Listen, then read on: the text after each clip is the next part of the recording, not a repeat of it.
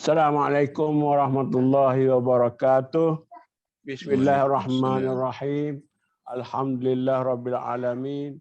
Wassalatu wassalam ala sayyidina rasulil amin wa ala alihi wa sahbihi ajma'in. Alhamdulillah kita akan menyambung pada hari ini dalam sembang santai bersama kami tentang pendidikan anak-anak.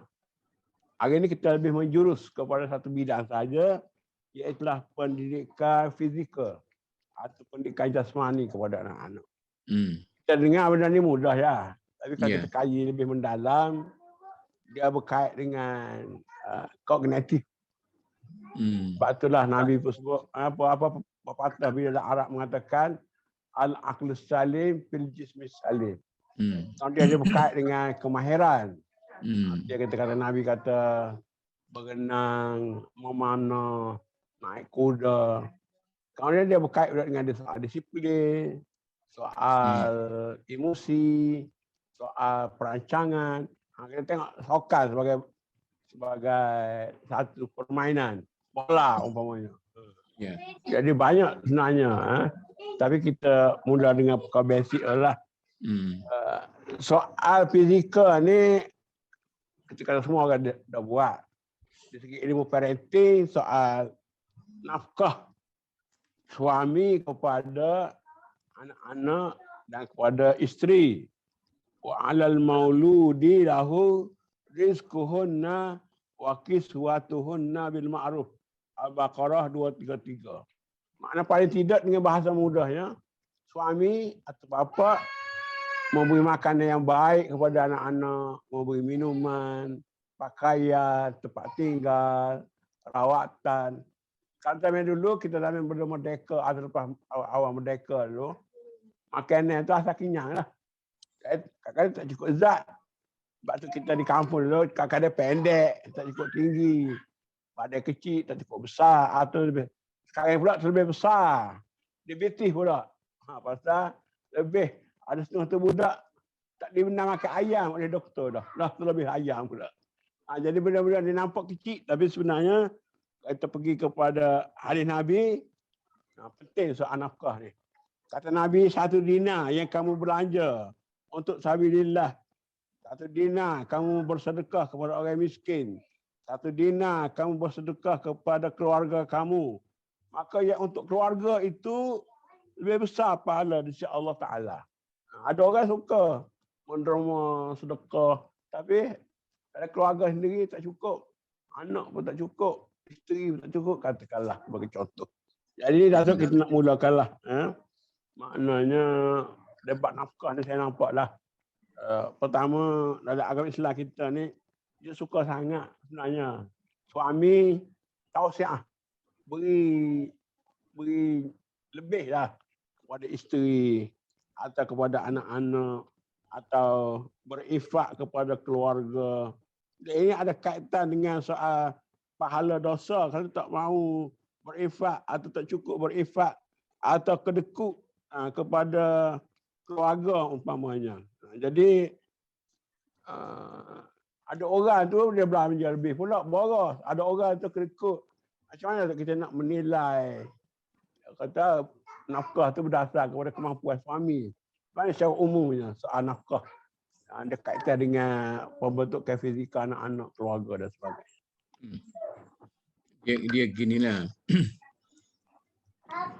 Saya rasa kita kena balik kepada asal kita dulu dari segi psikologi pendidikan ni.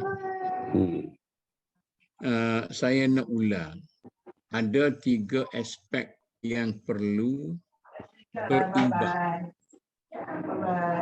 3 aspek yang perlu berimbang untuk melahirkan seorang peribadi yang seimbang. Jadi bila kita lahir seorang anak, ada pendatang baru dalam keluarga kita, maka anak tu ialah satu subjek baru bagi keluarga yang perlu kita pastikan bahawa ia adalah suatu insan yang seimbang. Maka kata ahli psikologi pendidikan, mestilah kita bagi kepadanya pemberian-pemberian yang berimbang antara tiga faktor ini. Pertamanya dari segi fizikal. Yang dimaksudkan dengan fizikal itu ialah jasmani. Jadi termasuklah juga yang Dr. Kamil kata tadi soal pemakanan, jadi bila soal pemakanan itu dia berbangkit dengan soal nafkah, soal cara kita belanja dalam keluarga dan sebagainya. Dia terbawa-bawa lah. Fizikal, jasmani. Bila kita sebut fizikal tu, dia menyangkut soal jasmani dan material. Jasmani manusia ni ialah tubuh dia. Sebab tu dalam psikologi manusia, dia menggunakan perkataan fisiologi. Maknanya, atau dalam bahasa Arabnya, wazifatul a'dha. Bagaimana tubuh badan manusia itu berfungsi. Jadi, aspek yang keduanya ialah aspek mental. Bagaimana di samping kita membangunkan jasmani dan kebendaan untuk kehidupan dia tu, kita juga perlu membangunkan dia punya mentality, aspek mentality. Yang ketiganya ialah aspek emosional, emosi dia. Jadi saya nak ulang ni supaya para pengikut perbincangan kita ini mempunyai satu pandangan yang jelas. 3 perkara mesti diberi secara seimbang. Kalau kita utamakan kepada pembangunan fizikal, jasmani dan material saja, maka budak-budak ni dia hanya tahu memberi layanan kepada soal-soal jasmani, fizikal dan material saja. Jadi dari segi pembinaan mentaliti, emosinya tak cukup. Jadi oleh kerana itu, kita kena imbang 3 ni. Tetapi hari ini, kita nak bincang dalam satu aspek sahaja, iaitu aspek fizikal. Malah yang disebut oleh Dr. Kamil tadi, bukan saja fizikal secara luas, tetapi material itu, kebendaan itu, bagaimana makanannya perlu berzat, nafkahnya perlu cukup dan sebagainya. Jadi saya rasa itulah dulu mungkin dalam pusingan pertama ni saya nak sebutkan bahawa fizikal itu salah satu daripada 3 aspek yang penting. Maknanya proses meningkatkan prestasi melalui aktiviti fizikal. Misalnya supaya kita boleh berbincang dengan terang tadi, maknanya kita mesti membentuk seorang manusia baru itu dari segi fizikalnya dalam bentuk yang cukup baik. Lagi tadi kita tangguhlah. Jadi kalau Dr. Kamil tidak nak sambut lagi, saya kata macam inilah. Untuk membina fizikal ni, dia kena diberi ruang untuk beraktiviti yang sepenuhnya melalui aktiviti fizikal. Jadi matlamat kitanya ialah untuk nak membina fizikal yang cergas. Jadi bersokan tadi, makanan yang cukup, kemudian pakaian atau nafkah yang cukup apa semua sekali itu. Sebab apabila aspek fizikal dan fisiologi dan kebendaan ini cukup, maka ia akan mempengaruhi ke semua aspek lain, termasuknya perkembangan mental dan emosi. Seorang yang fizikalnya tidak begitu baik, maka dia akan ada kesan negatif kepada mental dia dan kepada emosi dia. Dia cepat melata, dia cepat marah pasal tubuh dia tak betul. Kadang-kadang dalam keluarga kita, budak yang sentiasa merengek, yang berjerit malam, yang menangis malam, yang merengek lah. Budak tu tidak happy. Jadi ibu bapa di kampung dia kata, yang ni perangai uduh. Asyik menangis, merengek, apa semua. Tetapi sebenarnya budak tu secara fizikalnya ada masalah. Maka dia kena pergi berubah, dia kena jumpa doktor, biarkan budak tu sihat dan sejahtera, maka benda lain pun sihat. Jadi secara panjang laginya, dalam tamadun lama, macam Dr. kami sebut tadi lah, dalam tamadun lama iaitu tamadun Yunani dan Romawi, aspek fizikal ni dia memberi keutamaan dalam tamadun Yunani dan Romawi. Sebab tu tak di pepatah Arab kata al-aqlus salim fil jismis salim. Sebenarnya ini kata-kata ni kata-kata falsafah Greek. Dalam bahasa Arabnya dia terjemah macam tu. Zaman Greek itu, kita tahu zaman Greek kan, kita tengok dalam Spartacus, tengok dalam Ben-Hur, tengok apa semua sekali. Orang yang paling diberi penghormatan dalam masyarakat itu ialah ahli falsafah, ahli fikir. Orang yang mempunyai mentaliti yang tinggi. Kemudian di bawah kategori kedua lepas ahli fikir itu ialah orang yang mempunyai kekuatan tubuh yang cukup. Sebab tu kita tengok ni tengah ni. Kan ni duduk main Olimpik di Olimpik. Sebenarnya kita warisan daripada Yunani Romawi lah ni Olimpik ni sampai sekarang kan. Pembinaan tubuh dan sebagainya. Jadi oleh kerana itu, itulah kata ahli fikir, kemudian ahli sukan, barulah orang-orang lain. Tak termasuklah orang-orang yang macam. Tapi malangnya dalam masyarakat kita sekarang ni, orang yang lebih popular, nak jadi popular bodoh macam mana pun, kalau jadi orang politik tu, maka dia letak pada kedudukan yang tinggi, yang berhormat. Jadi dalam majlis-majlis mana pun, bodoh ke, cerdik ke, kita kena address pada yang berhormat dulu. Orang politik dulu. Politik dulu. Kena tukar lah kan? Kena tukar. Yang berkhidmat. Yang berkhidmat. Tak jadi juga. Kita tukar saja. Sebenarnya, maknanya tradisi hidup kita, statusnya diberi keutamaan kepada yang berhormat dulu, orang politik. Sebab itu sekarang ni ikut politik. Ikut orang politik buat kita ni. Sebelum kita pergi jauh, saya tanya satu lah. Fenomena sekarang lah. Dulu ada juga penyakit. Tapi penyakit di kampung tu.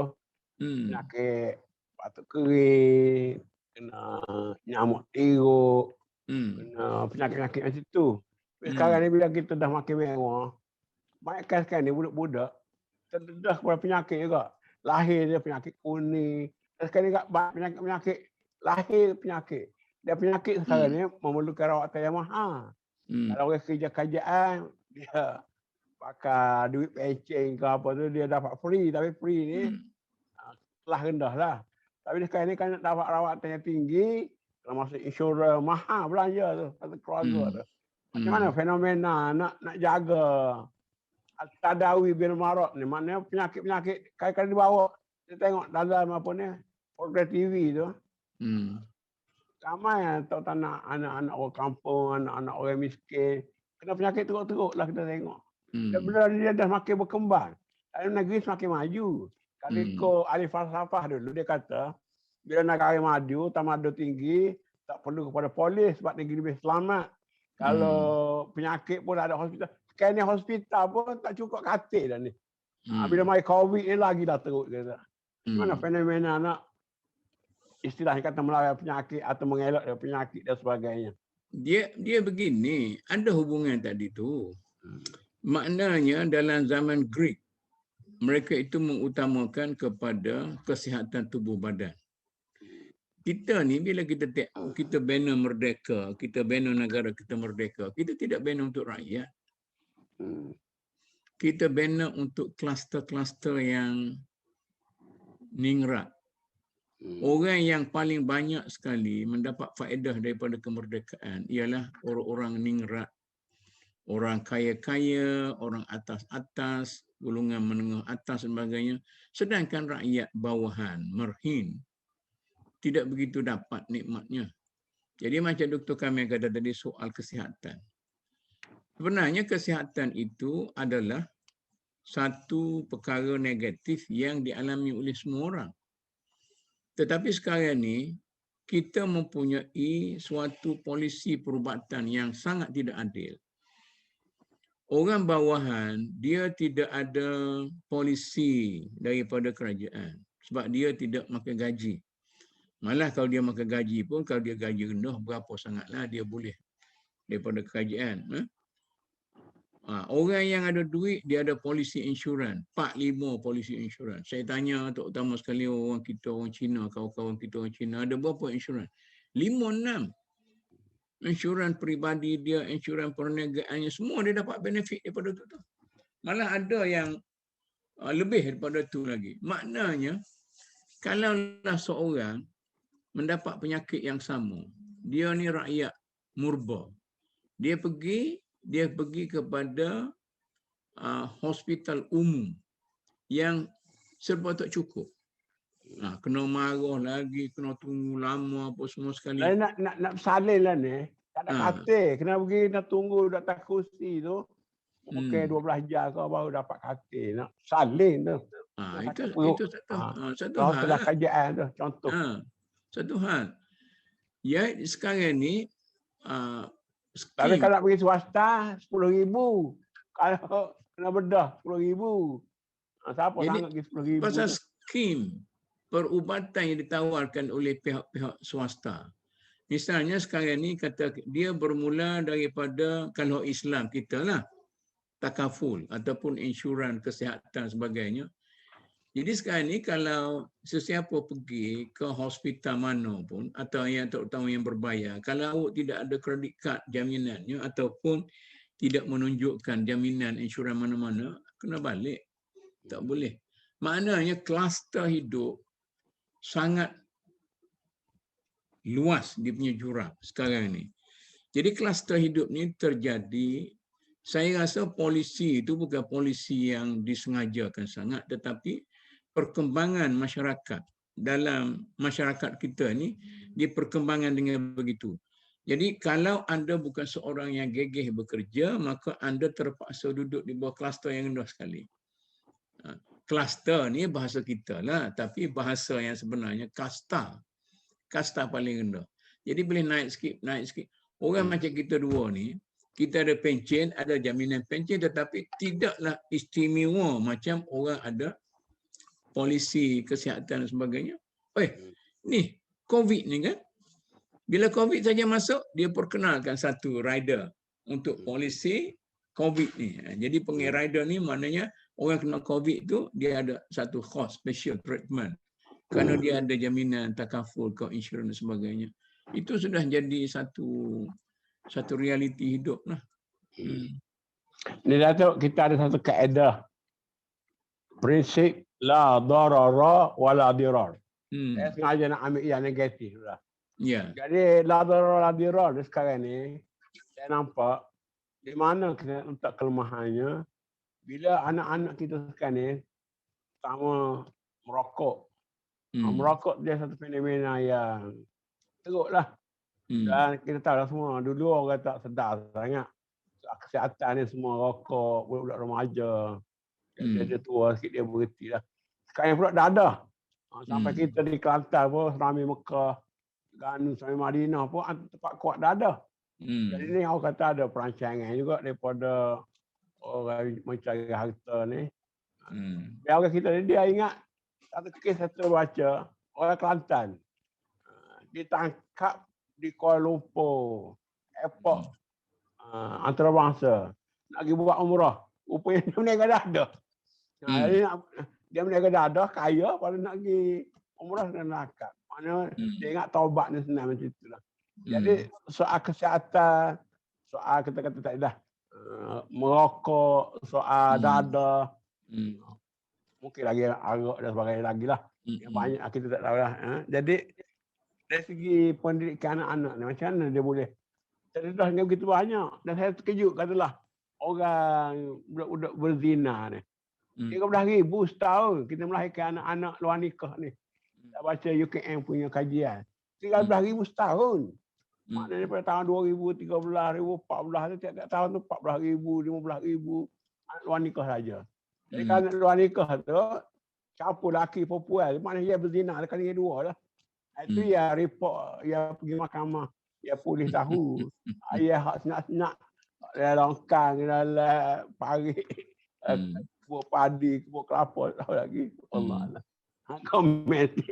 Dia luaslah komennya, pendapat saya lah.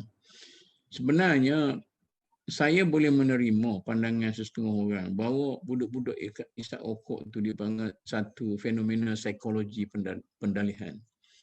Isap rokok, mak rempit, dadah sebagainya, satu reaksi kepada kedudukan masyarakat yang tidak betul. Jadi kalau masyarakat itu masyarakat yang bersih, maka jaranglah fenomena itu. Jadi inilah kita kata rangsangan ataupun stimulasi daripada masyarakat yang tak betul yang memberi kesan negatif kepada satu golongan manusia yang tidak bernasib baik dalam masyarakat itu. Jadi katalah isap rokok. Ada. Satu, kerana penjualan rokok itu di mana-mana. Okey. Kemudian orang-orang dewasa yang menghisap rokok itu di mana-mana. Kemudian budak-budak itu tidak dibimbing untuk berbelanja dengan baik. Dan macam-macam lagi lah. Saya nak sentuh satu masalah kata doktor kami kata gejala perzinaan itu kita kena hati-hati jugalah. Kalau orang universiti pun dia buat kajian, dia hasil kajian ni kalau penyelidik yang tidak begitu mahir dalam menyelidik dia tu, saya kena hati-hati jugalah. Sebab kadang-kadang dia mengeluarkan natijah-natijah yang sangat mengejutkan. Dulu dia kata bilangan orang murtad, okey. Kemudian lagi bilangan orang-orang perempuan yang susah nak cari suami dan sebagainya. Yang ni sebenarnya saya nak sentuh tentang fenomena perzinaan dan melahirkan anak di luar nikah. Sebenarnya banyak ditampung oleh pendatang-pendatang asing. Kita katakanlah pendatang asing yang datang ke negara kita ini sebagai siapa? Sebagai orang kilang, sebagai pembantu rumah dan sebagainya. Katakanlah sebahagian daripada mereka itu orang yang sudah ada suami di negara masing-masing dan datang di sini dengan secara bebas dan sebagainya. Kita boleh tahu, kita boleh agak sendiri berapa bulan seseorang yang macam tu, sama ada lelaki atau perempuan, kecuali dia tu sangat beragama. Tapi kalau orang biasa, dia akan carilah kawan dia.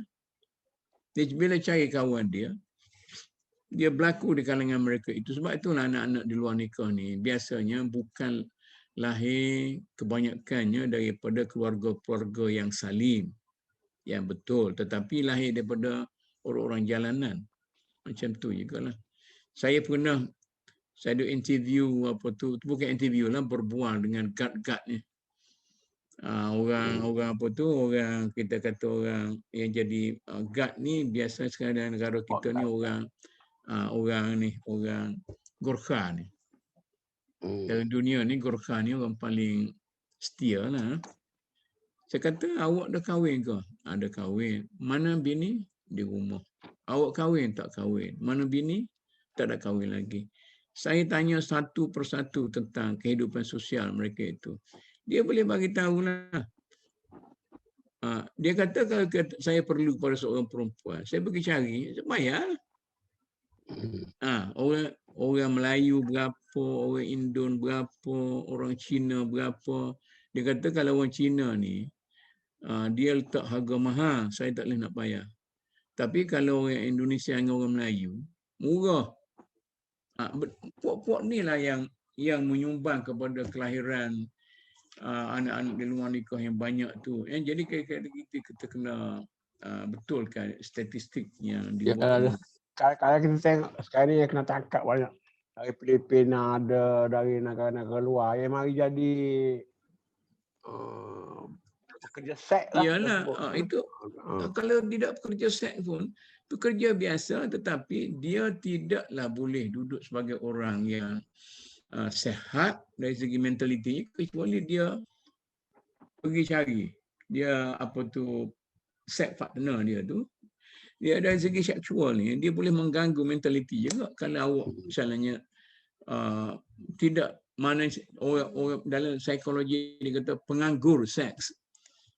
Mana dia akan mengganggu mentaliti juga, kerja sakit kepala, padahal sampai fizikal sakit kepala sebab dia tidak boleh apa tu apa semua sekali emosi dia lah. Jadi oleh kerana itu saya rasa kalau kita nak menilai dalam perbincangan kita di sini, kita kena bagi satu asas, iaitu bahawa apa saja yang berlaku dalam masyarakat kita sebenarnya banyak berasaskan kepada tidak adanya keadilan sosial dalam masyarakat kita. Dulu orang Baik, kata Dato'. orang Cina. Kita tengok yang positif pula lah. Yang positif ni, ayat Quran kata surah Al-Anfal 60 tu semua orang hafal ni. Wa'aidu lahum mastata'tum min quwwah. Walaupun ayat ni untuk pertahanan dia sebab maknanya nak bina keluarga, nak bina anak. Nak orang yang kuat. Malah hadis pun mengatakan al-mu'minul qawiyyu, orang mukmin yang kuat, khairun, lebih baik, wa habu ila Allah minal mu'minid dhaif. Lebih disayang itu daripada orang Islam yang lemah. Maksudnya pendidikan fizikal lah. Kita tak boleh lagi bidang kekayaan, bidang intelektual. Bidang fizikal ni pun orang yang sihat tubuh badan, orang yang cergas, orang yang ada stamina, orang yang terdidik dengan baik. Dari Malaysia kita tengok bintang-bintang sokan kita ramai orang Cina-Cina. Sebab dia dapat untung banyak itu. Tapi kenapa orang Islam ni maknanya walaupun ada seruan-seruan macam tu dah agama, tapi orang tak ambil kisah lah. Dia tak ada soal kemahiran, soal kekuatan fizikal. Dan pekerjaan pun di Malaysia ni orang kata dah. Yang kerja kotor, kerja keras, kerja tengah panas tu, ada kena bawa pekerja-pekerja asing luar tu. Sebab orang dalam ni tak nak kerja kotor, tak nak kerja kasar, nak duduk dalam bilik sejuk. Jadi menyebabkan ekonomi kita lemah pun salah. Sebab tak ada kekuatan fizikal. Dia kena tanya pokok ustaz ni. Apa yang ustaz buat bila mereka itu bersyarah untuk masyarakat? Boleh dikatakan majoriti besar lah, nak kata semua 100 tak tahu lah. Cuba tengoklah khutbahnya berapa ni ustaz-ustaz. Semuanya mereka bercakap tentang Islam dalam sifatnya yang ritual. Jadi kita pergi cerita kepada manusia, kepada masyarakat, Islam yang ritual. Kita tidak menceritakan tentang Islam tamadun. Agak sedih jugalah sebenarnya. Islam datang di sini ialah untuk memenuhi kewajipan manusia yang dikatakan kepada sebagai khalifah. Inna ja'alnaka khalifatan fil ard. Menjadi khalifah di bumi. Tetapi Islam sebagai khalifah di bumi ini hanya dibangunkan oleh Islam pada peringkat awal daripada zaman Nabi sampailah kepada sebelum berakhirnya tamadun Islam dengan kejatuhan khilafah, akhir sekali khilafah Uthmaniyah. Bila kita jatuh, kita mengalami kebankruptan cara berfikir, maka kita balik kepada Islam ritual. Bila kita cerita tentang Islam ritual, kita hanya berbalik-balik tentang macam mana nak baca kunut ke tidak, macam mana Fatihah tu, amin dia macam mana, Assalamualaikum tu patut ada Ta'ala ke tidak. Jadi kita berbincang berbalik-balik di situ. Kita tak sentuh pun soal bagaimana al-mu'minul qawi khairum minal mu'minul dhaif tadi, iaitu dalam kitab-kitab fiqh pun ada, tapi ustaz kita tak baca. Dia kata masjid mesti lebih tinggi bangunannya daripada gereja. Bangunan orang kafir dalam negara kamu tidak boleh lebih tinggi daripada bangunan kamu sendiri. Jadi orang kita, bila dia mentality ritual tu, satu, dia mentality ritual, yang kedua, dia akan menggunakan fiqh sebagai hukuman terhadap apa-apa. Nak guna kuasa ya, nak guna kuasa. Nak guna kuasa perlembagaan, nak guna kuasa raja, nak guna kuasa undang-undang, semua nak guna kuasa. Kita kata, oh orang murtad dalam negara kita, kita pergi tangkap, masukkan dalam jail. Orang kita, orang banyak apa tu berzina, apa tu, kita tangkap, letak di situ. Sehingga kan orang bukan Islam kata, kadang-kala nak masuk Islam pun susah. Baru ni kita ada forum tentang dakwah dan sebagainya. Ada banyak orang autoriti dalam masyarakat kita nak masuk Islam pun. Yang tanya macam-macam oleh Jabatan Agama, nak masuk apa, masuk Islam sungguh ke kerana nak menikah ke apa semua. Jadi banyak benda-benda yang usahlah kita tidak. Jadi nak balik pada soalan tadi, saya rasa kalau kita menginsafi, nak bangunkan Islam ni, saya dengan MDN saya buat 3 peringkat. Satu, Al-Jamaah mesti bersatu padu. Yang kedua, At-Tajdid, mesti ada pembaruan, reformasi, transformasi. Yang ketiga, mesti ada An-Nahdah, pembangunan. Jadi sekarang ni, satu soalan yang dilontarkan oleh Datuk Amir Osman. Saya sebenarnya ada orang kata dia ni tak lebay, tapi soal lebay tak lebay ni kita kena tengok di dalam orang lah. Jangan kata abasa wa tawalla an ja'ahul a'ma. Tengok tu orang tu buta, orang ni tak ada faedah. Dia kata ada kemungkinan tukang backkeep paip tu boleh masuk syurga dulu daripada tu Imam Tok Bilal. Itu which is satu benda yang makul dalam Islam. Kan? Sebab Islam ni bukan agama ritual, agama pembangunan. Ritual itu adalah suatu asas. Itu fardu-fardu ain. Fardu-fardu ain itu mesti pada setiap orang mesti ada fardu ain itu. Maknanya kalau dalam masyarakat kita sekarang, ritual atau fardu ain ini ialah nasi dalam masyarakat kita. Setiap orang dalam hidangan dia untuk makan pagi ke makan tengah hari ke makan malam mesti ada nasi atau seumpamanya. Itu ritual kita. Kemudian selain daripada nasi itu nak makan lauk apa gulai apa tu mengikut pilihan masing-masing. Jadi orang ni memilih untuk membangun dalam perniagaan. Orang ni dalam profesionalisme, orang ni dalam sekian akademik, orang ni dalam pemikiran sebagainya. Tapi pemilihan tu yang dikatakan fardu kifayah itu kita pun Kak Amir Osman dulu dia mengulang fardu kifayah, fardu kifayah, fardu kifayah. Sehinggalah lahirnya Islam Hadari dan Islam Hadari itu diejek menjadi Islam Hadari dan sebagainya, Hadhari sebagainya. Sebenarnya kita duduk dalam satu kepompong yang sempit, iaitu dalam satu bilik saja. Ibarat kalau Islam itu ada 40 bilik, sebuah rumah ada 40 bilik, kita duduk bertokoh-tokoh dalam satu bilik. Bilik kepompong Islam ritual saja. Di luar tak ada. Tapi kalau kita sebut ni kepada para pendakwah kita, tak ada lah. Mahmud Zudi itu mana lah. Masyku konfi. Orang yang disyaki Islam dia. Bagus kata. Ada ni orang ni jenis apa semua sekali. Saya duduk di Mesir dulu, orang gelarkan saya ni sebagai dauli. Tahu dauli? Orang yang tidak ada rasa fanatik kepada pelajar-pelajar Kelantan di Mesir. Saya tak ada langsung fanatik kepada pelajar Kelantan. Tapi, ni tak boleh, ni Kelantan kita. Semua Kelantan kita. Jadi, benda-benda macam itulah. Maknanya kita perlu terbuka. Tapi malangnya dalam masyarakat kita, seorang Muslim yang agak terbuka tu dia ingat orang ni orang tidak lebay. Yang lebaynya waktu duduk syarah ritual itu. Lus kita baiki di situ lah. Ini satu lagi Datuk. Kalau kita baca Islam lah, baca Quran dengan tadabbur, baca hadis. Orang Islam ni dakwah, Islam ni jihad, Islam ni maknanya benda penat lah. Ayat Quran tu wajah hidu berjuanglah kamu dengan harta, dengan jiwa raga.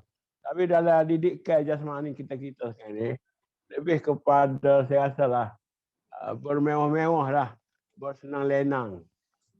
Tidur atas tilai empuk, tidur dalam bilik aircon. Memanglah selepas kita mencapai kemerdekaan ni 40 tahun ni, kita banding dengan dulu pun jauh lah.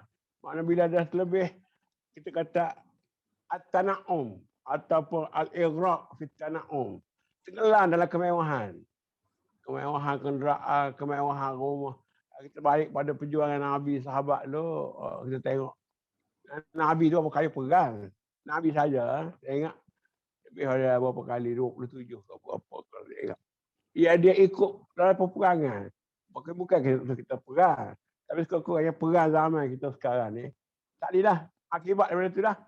Anak-anak tak mahu kerja penat, tak mahu kerja susah. Belajar pun tak nak ambil kursus-kursus payah. Berniaga pun takut rugi. Jadi kita lebih takut buat sesuatu benda sehingga menyekap kita punya kemajuan. Tak ada tamadun lah. Jadi akhir orang Islam je lemah macam tu lah. Masyarakat orang Islam sederhana. Sebenarnya wasatiyah tu bukan sederhana. Wasatiyah tu 100%. Jadi bila Islam sederhana, 50% lah. Orang faham. Macam mana kita kata tadi? Makna macam 360 darjah, ada 160 darjah lari daripada rasa dorongan-dorongan Islam lah. Allah. Saya bila Khomeini nak buat revolusi Iran, Ali Syariati dan sebagainya, dia kata macam ni lah. Pertama sekali kita kena rombak serban-serban para ulama. Sebenarnya di sebalik serban para ulama di Iran pada waktu itu, terdapatnya kekulutan berfikir itu. Maknanya Khomeini tidak akan berjaya membina suatu revolusi yang bererti untuk Iran kecuali para ulama itu direvolusikan dulu. Mana dalam masyarakat kita, kita betulkan para ustaz dan para ulama ni. Sekarang ni orang berebut nak dapat gelaran tuan guru. Itu hebatnya lah. Macam-macam gelaran untuk para ustaz kita, tuan guru tu, tuan guru ni. Sebenarnya kita kata pleasant, hidup yang pleasant itu. Kalau para ulama dulu, saya tidak nak puji kat para ulama dulu, dia mengajar dan dia bekerja. Ayah kita tahu macam mana dia buat kerja, walaupun dia tuan guru, dia boleh suruh orang. Tapi ingat satu hari tu masa orang bercedung, tanah lubuk apa tu, dia pun tanah gaung tu. Dibawa lah saya dengan Fadil pergi sama. Dia suruh bercedung sama dengan orang-orang rakyat dia duduk bercedung. Dia kata, Mamuk Fadil aku nak ajarmu. Besok kalau mau jadi DO pun, kena ingatlah bahawa rakyat ni susah yang kena belajar.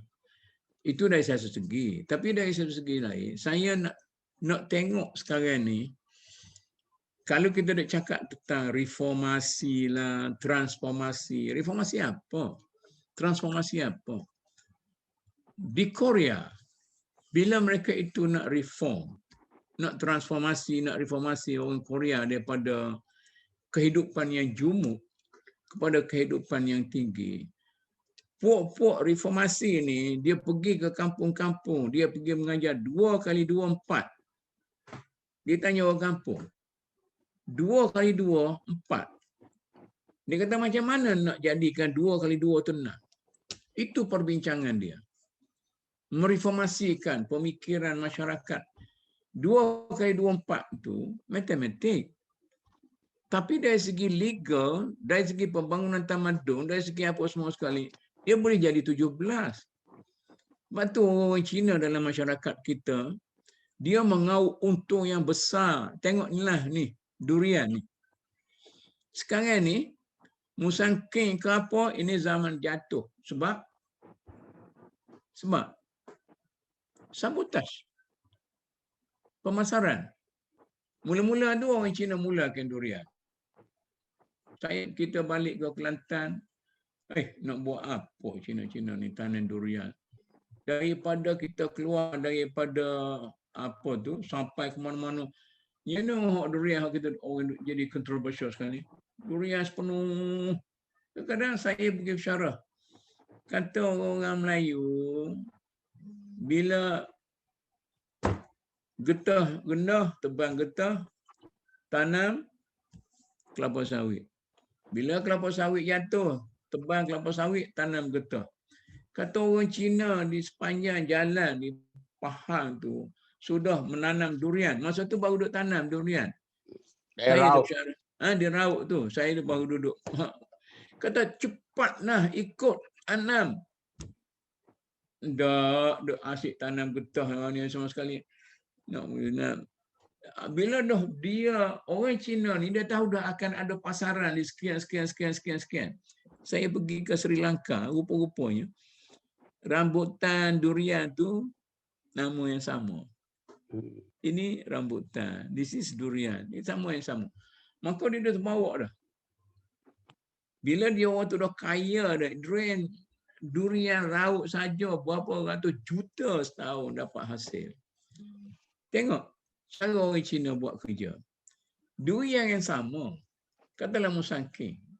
Ada orang kata musangking ni asal dia daripada Gua Musa, daripada Tanah Merah, macam-macam lah. Bakar dia. Ada orang kata daripada negeri Cina. Dia protect harga, dia protect mutu. Durian yang sama, mana dia ada jual lambak durian tu. Itu dia punya bisnes. Mutu bisnes dia sebagainya kan. Orang kita malas. Nak buang daun daripada duri pun malah lambak. Sekarang ni dah berlaku balik. Fenomena lambak durian sudah berlaku sebab ditangani oleh bangsa kita. Musangking yang sama. Tapi RM10, RM15 sekilo.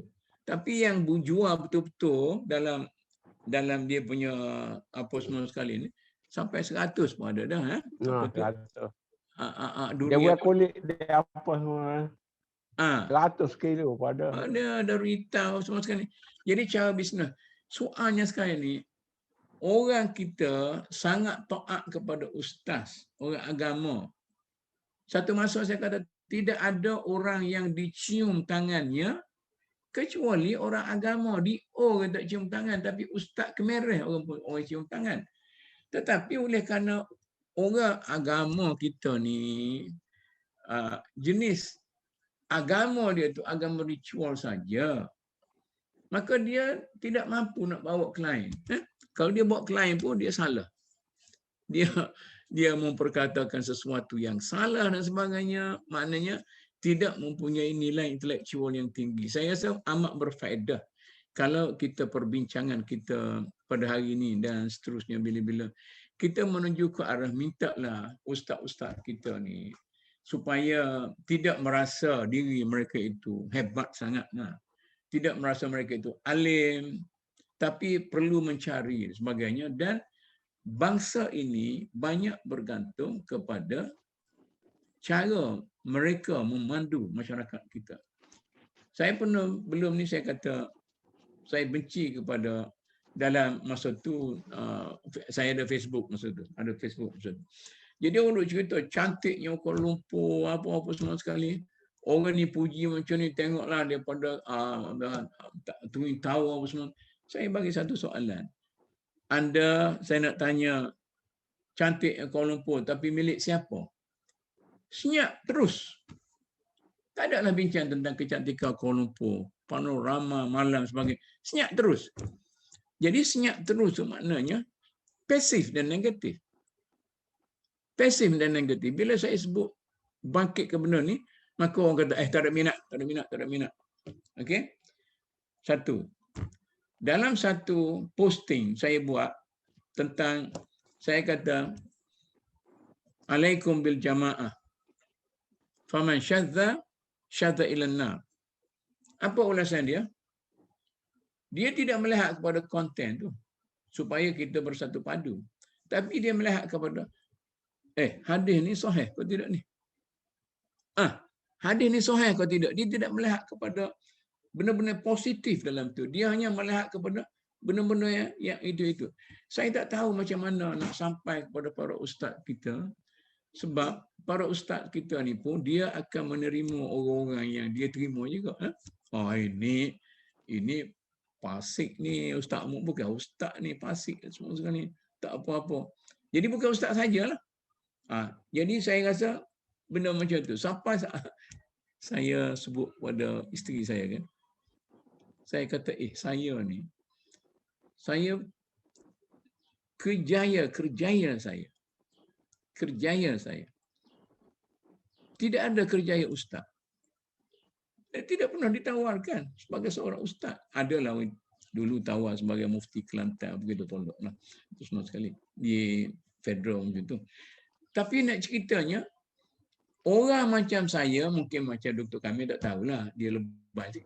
Orang macam saya ni bukan ustaz yang boleh memberi kepada masyarakat kita nilai-nilai Islam yang dikatakan nilai Islam yang betul. Sebab kita banyak bercakap tentang pembangunan, tamadun, pembinaan masyarakat, tidak bercakap tentang ritual. Ustazah kita yang popular, apa dia ceritanya? Macam-macam dia cerita tentang negatif tu, negatif ni. Apa nak buat? Jadi saya nak sambung dengan perbincangan asal kita tadi. Sebab yang dibangkitkan oleh Dr. Kamil itu sebenarnya bukan sebab orang lain, tetapi sebab orang macam kita. Sebab para ustaz. Jadi kita kena reform para ustaz sendiri. Okey, insya-Allah. Saya rasa pun dah banyak cadangan-cadangan tu. Misalnya orang ustaz-ustaz belajar Timur Tengah lah katakanlah. Balik dia kena masuk workshop balik. Naik bulan ke, setahun ke. Siapa nak buat benda-benda macam ni? Saya nak tanya Dr. Kamil. Nak tanya. Nah. Persatuan alumni mana yang paling teruk sekali? Timur Tengah. Persatuan alumni ustaz. Tak cakap nak bangun. Jadi saya pun heran. Jadi ustaz ni melambang kegagalan dalam hidup. Ini masalahnya. Jadi saya rasa amat duka cita lah. Yang Persatuan Nilam Puri hiduplah juga. Persatuan Kolej Islam hidup. Kalau kata Persatuan Timur Tengah, dia duduk macam kerakak di tepi jalan, tak hidup sampai sekarang. Itulah melambangkan bahawa ada satu soalan saya nak ni, satu benda baru juga. Dulu kita takut sangat dengan kita liwat. Dikaitkan dengan Nabi Lut terbalik bumi. Tiba-tiba sekarang ni di Malaysia kita ni, tak kira lah orang Islam ke bukan Islam ke, nak kaitkan soal pendidikan. Kenapa sekarang timbul fenomena baru ni? Tadi kita kata zina tu kita kata sebab ke soal liwat juga ni. Sehingga timbul macam ada persatuan, satu gay lah, kesatuan. Macam mana ni? Itu soalnya kita hanya menerima saja daripada Barat. Liberalism Barat. Liberalism Barat ni dia, kamu sebagai seorang manusia, sebagai seorang individu, kamu berhak buat apa saja yang kamu mahu. Itu. Dan kamu berhak mencabar apa saja nilai masyarakat, nilai sosial yang ada di hadapan kamu, kalau sekiranya kamu rasa tidak sesuai dengan kamu punya pendirian. Jadi masalah gay ke, masalah perzinaan ke, masalah perzinaan itu sudah tidak jadi masalah lagi. Masa saya duduk di England, saya duduk dengan Mak Saleh, duduk dengan John, dengan Ani. Kemudian dia tak boleh anak.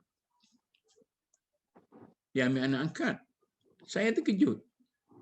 Anak angkat itu nama Islam. Nama Faisal. Kata apa nama Faisal tu?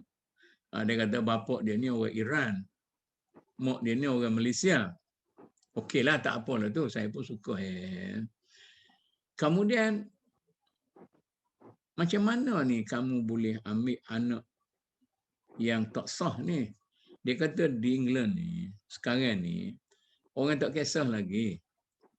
Anak tu, anak sah ke, dalam perkahwinan ke, anak perzinaan ke, itu dia kata freedom dari segi seks.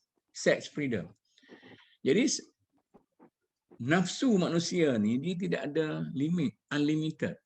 Kalau kita ikut, dia akan pergi sampai manusia tu musnah. Jadi kata Nabi Lut tu, cerita Nabi Lut tu, sampai terbalik ini, itu saya rasa mukjizat ke ataupun azab ke, dia tidak akan sama daripada satu zaman ke satu zaman. Mana janganlah mengharapkan Tuhan ni mari balik bumi kerana marah pada orang. Ini satu hal. Ini dia cerita. Oh, zaman Nabi Lut ni, oh kita kuat ke apa semua sekali. Tuhan balik dah bumi apa semua sekali. Jangan harap benda tu berlaku sekarang ni. Jadi setiap tahun, setiap zaman itu, setiap ummah itu ada bentuk azab Tuhannya, ada bentuk apa semua sekali dan sebagainya. Sekarang ni penyebaran penyakit-penyakit seks lebih daripada dulu lagi. Dulu kata seplis, apa macam-macam. Sekarang ni lebih daripada itu lagi. Jadi sekarang ni tak boleh kita nak tanya dah masalah gay dalam masyarakat kita. Cuba kita tengok. Bila masyarakat kita kenal masalah gay? Diperkenalkan oleh media.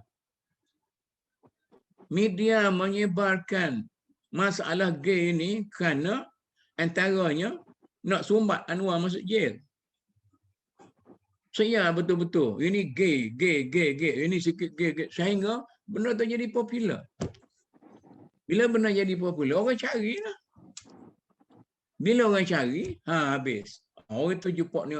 Jadi sekarang ni, masalah benda lagu tu, liwat dan gay ni, benda yang sudah terbuka dan nak kahwin sama jantan pun okey dan nampaknya boleh diterima oleh sekelompok manusia yang apa semua sekali.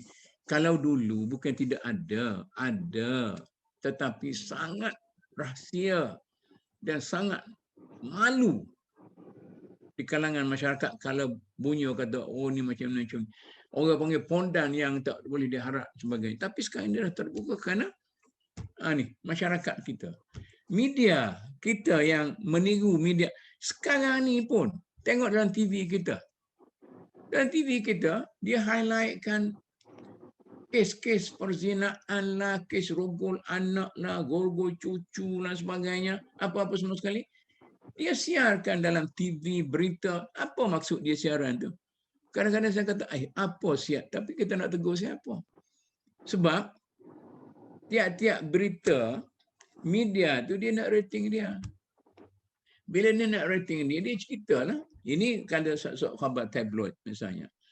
Apa yang dia cerita? Bukan cerita-cerita yang dia cerita-cerita yang menarik orang baca supaya dia buat bisnes. Ini benda-benda macam ni Dr. Kamil. Kalau kita ada perasaan untuk nak baiki masyarakat kita, kita kena buat kerja banyak ya. Jangan jadi macam ustaz-ustaz kita yang pergi ke masjid marah, macam kata orang tu macam ni, orang ni macam ni, orang ni bodoh. Kali-kala memburuk-burukkan masyarakat kita, yang kita dapatnya lah kepuasan hati. Dalam forum saya semalam, saya tanya para pendakwah kita ni, mencari sasaran dan membagi dakwah. Apakah dakwah anda mempunyai objektif yang tertentu ataupun untuk memberi kepuasan pada perasaan sendiri untuk boleh meluahkan melalui dakwah. Itu benar-benar macam tu. Jangan kita, satu masa orang tanya, bagaimana jahatnya manusia sekarang ni bila dia buang anak. Saya kata siapa dia salah? Inilah manusia jahat ni, perempuan ni. Pertama sekali dia menyalahkan perempuan tu. Yang laki-laki dia tak kisah. Tapi sebenarnya saya katakan mereka itu bukan penjahat yang sebenar. Mereka itu adalah mangsa kepada masyarakat yang jahat. Masyarakat kita tu jahat. Maka mangsa kejahatan itu ataupun dosa kejahatan itu terkena atas kepala orang tertentu, maka mereka itu jadi mangsa. Maka kita kutuk mangsa itu pula. Sedangkan kita adalah anggota kepada kita society tadi. Itulah syarahan saya. Jadi kita 1 jam hampir ni. Ada 5 minit lagi. Jadi sebenarnya isu pendidikan fizikal ni kalau kita dalami lagi, dia banyak daripada orang kata daripada budak dalam Lamping lagi. Nanti Dr. Kamil, saya rasa saya beginilah, saya cuba simpulkan, saya cuba pergi lagi kan. Mengapa Mak Rempit lahir? Tengok dalam pembangunan negara kita. Kawasan rekreasi sempit, makin sempit. Kawasan-kawasan padang makin sempit. Jadi semuanya dipenuhi oleh pembangunan-pembangunan yang mencari untung. Maka di mana mereka itu nak pergi? Tidak adanya peluang rekreasi yang cukup baik dan peluang bersukan yang baik boleh melahirkan golongan rempit dan orang kata orang mencari kedamaian hidup, mencari sokan dengan secara liar. Kalau mereka itu mempunyai ruang yang cukup, di rumah dia ada bilik yang cukup untuk dia aktiviti, maka dia tidak. Mengapa sekarang ni orang bunuh diri? Cuba tengok, siapa yang bunuh diri itu? Orang duduk istana, orang duduk di rumah besar, duduk rumah mewah, dia orang tak bunuh. Sebab dia ada ruang untuk melepaskan dia punya perasaan sebagainya. Yang duduk bunuh diri itu orang duduk rumah pangsa, terjun, orang miskin dan sebagainya. Nah? Jadi oleh kerana itu, saya rasa pembangunan juga perlu berimbang dalam masyarakat kita. Selain daripada kita membangunkan rumah-rumah yang muat lebih daripada keluarga kecil, kita juga perlu membangunkan bumi yang luas dan sebagainya. Saya nak, ni kalau saya nak banding dengan di England, mana ada rumah-rumah pangsa macam kita ni? Rumah-rumah teres macam kita ni. Rumah teres kita ni, di mana ada tanah lebih. Katalah dia pergi buat ni di Kelantan, kawasan tanah di luar bandar. Macam tu juga. Di England, rumah-rumah teres. Di belakang dia tu ada garden. Hampir setiap rumah teres tu ada garden. Jadi garden itulah tempat dia rekreasi. Walaupun kita tengok di luar ni, mungkin ada garaj kereta. Dia masuk sikit, depan betul ni tangga, rapat ke jalan. Tetapi di belakang tu ada garden. Mana kita? Kita lain pada garden di luar sikit, depan tangga tu. Di belakang tu ada langsung. Jadi benar-benar macam tu. Saya rasalah, katalah kalau kita orang Kelantan, bolehkah kita cerita kepada kerajaan Kelantan, kerajaan tempatan, nak membina sebuah baldatun tayyibatun warabun wafur. Tapi kalau kita cakap pun orang, saya lemah dah jumpa dengan politik lah orang apa semua sekali. Katalah kalau kita ambil lah rumah kampung kita di Kelantan. Kerajaan Kelantan kata, ini saya negara Islam, baldatun tayyibatun warabun wafur. Saya mau komuniti, satu komuniti satu pekan, satu komuniti satu pekan. Di England dia buat macam tu. Tidak macam ni, maknanya pembangunan yang tidak terancang dan sebagainya. Ini boleh dikontrol oleh kerajaan tempatan. Tapi kerajaan tempatan kita buat apa? Pembangunan, katalah, di kawasan Kayu Rendang, Padang Halban, Padang Kedondong, 1 pekan. Nampak tak? 1 pekan sebagai center. Ayah kita dulu pun ada idea macam tu. 1 center. Ada di kedai di situ, kemudian rumah-rumah pula ada lega, luas, ada garden, ada backyard, apa semua sekali. Kemudian barulah manusia ni, daripada duduk di kampung, rumah jauh-jauh pada orang, bila buat komuniti, tidaklah macam duduk dalam sarang burung merpati atau sarang burung apa, sepit. Jadi, di mana tamadun asalnya hilang. Tapi benar-benar ini ustaz-ustaz kita tidak memandang sebagai penting. Dia yang pentingnya dia bagi cerita tentang awak semaya sunat 3 kali sehari tak betul. Awak kena 4 rakaat, 5 rakaat, kena apa semua sekali. Yang ni tak betul, ni tak betul. Baca Quran macam ni. Mula mok ni, saya tak bagi dia pergi belajar Quran. Dia kata, saya kata cuba dengar orang Sudan baca macam mana, orang Afrika, Nigeria macam mana. Hak ni kata, oh Tok Guru dulu salah. Ni kata, ini saja kepompong orang agama kita. Cukup tu dah? Alhamdulillah kita ada 1 jam. Hmm. Kita dah ada kesimpulan. Maksudnya di sini pendidikan jasmani ni luas. Daripada polisi kerajaan, polisi pemerintahan, kerajaan persekutuan, kerajaan negeri, mana kementerian belia dan sokan dan sebagainya. Semua terlibat. Termasuk dah majlis-majlis daerah, majlis. Jadi benda ni kita kena ambil perhatian untuk membina satu bangsa yang lebih bertamadun, lebih kuat, lebih sihat. Dan kita sekarang sebenarnya dah tepu dengan apa ni, penyakit kesihatan. Sehingga makin maju, hospital pun makin banyak, doktor pun makin ramai. Baguslah. Tapi menggambarkan juga bahawa masyarakat itu sudah sakit. Bukan sakit dalaman, fizikal pun ramai yang sakit. Jadi barangkali saya ingat satu wacana yang lebih luas. Patut kita besarkan masyarakat dan isu-isu macam ini patut dibincang juga di masjid-masjid. Bukan soal sembahyang sunat, bukan soal zikir saja. Sebab ini juga adalah kita sadakan sebut ibadat dan Islam itu begitu luas. Jadi insya-Allah kita akan sambung lagi minggu depan. Saya nak pergi kepada bidang intelektual, bidang pemikiran yang mungkin lebih mencabar lagi lah. Fizikal ni kira sekarang ni dah mewah dah orang kita ni. Lebih mewah dah. Daripada diabetes ni dah satu penyakit yang cukup besar. Dan sakit jantung pun pasal makan minum, pasal kuat berehat dan sebagainya. Saya pergi ke saat intelektual, aku lagi. Dan saya bercerita besar tu ni. Saya duk fikir saya dua ni, kita nak buat santai je lah. Tapi kita nak baca buku. Buku-buku besar, buku-buku yang orang tak baca. Ibnu Khaldun ke, Ihya Ulumuddin ke, tapi kita baca secara santai supaya dapat dimanfaatkan. Kadang-kadang orang kita pun tak kenal.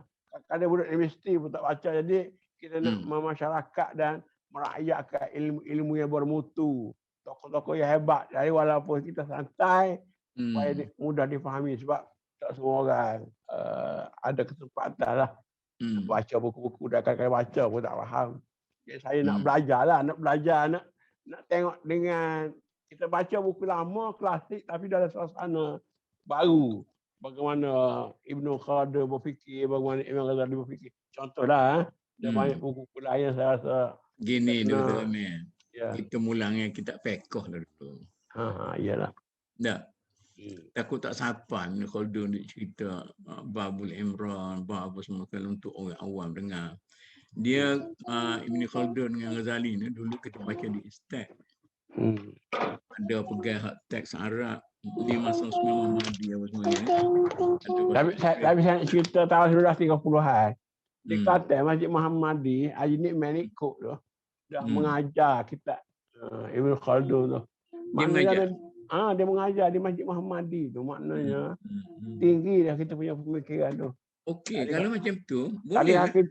Kita nak balik benda-benda pekoh-pekoh ni, saya rasa lah akhir makin was-was.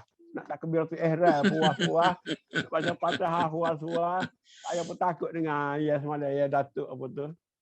Datuk Profesor Pendidikan kita Harun sebut tu. Sampai peratus dia kata ia kena bunuh, ia kena sa'i pun tak faham. Lepas tu kalau kita tekan tajwid tu, 5 orang guru dia belajar bertajwid. Orang Melayu dia tajwid macam belajar pondok dia tak betul. Dia tak betul.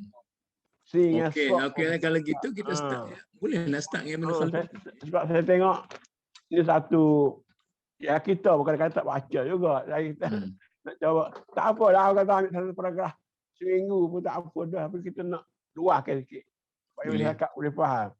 Ya kitab fiqh ni di masjid tak minggu. Tafsir tu kuliah subuh, kuliah maghrib, kuliah zuhur, kuliah Fiqh. duha, fiqh, tafsir hak ilmu Islam klasik ni dah. Dah terlampau banyak. Saya lebih dah. Setengah orang dia lagi tak dengar dia pasal muak dah dia. Ni hak benda-benda ni agak saya salah. Kan hak lebah-lebah kita pergi ke ihya dan sebagainya. Supaya ihya tu lagilah dia lebih saya rasa lah. Dia menyentuh perasaan, psikologi, hati dan sebagainya. Kalau kita nak model-model sangat. Kalau saya baca Abu Hasan Nadawi kata, dunia Islam mandul selepas Ibn Khaldun. Sehinggalah mari Iqbal dan Malik bin Nabi atau bahasa dia. Malik Iqbal dan Ibn Nabi itu menyambung kerja-kerja dibuat oleh Ibn Khaldun. Jadi 400 tahun kita mandul melahirkan tokoh-tokoh hebat dan karya-karya hebat. Tengok setara mana hebat Ibn Khaldun ni contohnya lah. Allah Allah. Saya bercerita lah. Okey. Kalau ada masa kita baca Melayu tak apa, ada bahasa cetak. Ada lah. Ada. Saya ada nampak yang Melayu. Betul ke terjemahan dia? Indonesia lagi, Melayu lagi. Saya syok terjemahan itu betul ke tak? Terutama sekali buku-buku Indonesia. Ya kena baca Arab pun ada tapi saya baca terjemahan Indonesia Ar-Risalah ya. Ya dah. Ya dah macam ihya semua kata ada juga dia cepat dia lari sikit. Tapi daripada kata tak ada langsung baik dah ada. Hak Melayu tak ada. Hak Melayu tak ada. Hak Melayu Malaysia, orang Malaysia. Itulah. Dia kalau nak baca kita guna teks Arab lah, teks yang original kan. Kalau kita baca translation, yang pengalaman di IKIM dulu, masa saya jadi dekan situ. Jadi, Osman baca teks bahasa Inggeris. Kemudian ada satu Arab tu dia pegang teks Melayu tu. Jadi dia cuba, dia cuba harmonikan cara pemikiran apa semua sekali tu. Itu saya tengok idea lagi ni, saya tengok video Saleh Al-Anwar tu. Saleh Al-Anwar tu dia banyak dah 30 siri lebih dah. Ibn Khaldun 30 siri lebih. Ihya Ulumuddin. Jadi menarik lah cara dia tu. Ya, jadi kita memudahkan lagi lah untuk bercakap awam kita. InsyaAllah insyaAllah kita cubalah. Yang mampu kita tengok. Bagus juga. Lebih baik pada kita untuk merawat. Merawat itu. Kita ambil teks lah. Jadi setakat dari tuan-tuan dan puan-puan, sekali lagi saya terima kasih kepada pelayar-pelayar kita. InsyaAllah pelayar-pelayar kita ni dalam masa seminggu kita dapatlah 3,000 lebih. Pada pagi ni mungkin ada 40 orang, 50 orang. Jadi makna manfaat lah insyaAllah. Dan insyaAllah ini akan kekal dari YouTube ke satu amal jariah insyaAllah. Sekian, wabillahi taufiq wal hidayah. Wassalamualaikum warahmatullahi wabarakatuh. Waalaikumsalam warahmatullahi wabarakatuh.